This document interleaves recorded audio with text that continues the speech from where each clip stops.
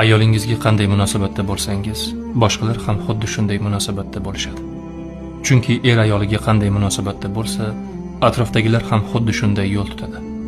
Agar er ayolini izzat qilsa, so'zini qadrlasa, uni hurmat bilan qo'llab-quvvatlasa, bu hurmatni boshqa qarindoshlar ham davom ettiradi.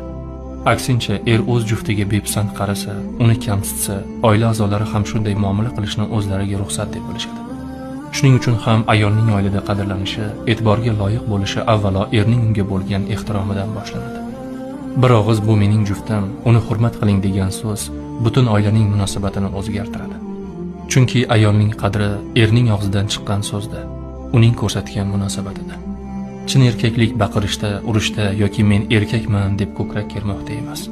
Chin erkaklik yoningizdagi ayolni ko'z qorachig'idek asrashda, uni qadrlashda, himoya qilishda.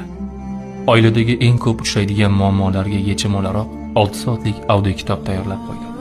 Saodatli oilasi bo'lishni istaydiganlar biodagi havola orqali o'tib, Islomda oila, muammo va yechimlar audio kitobini tinglashlari mumkin.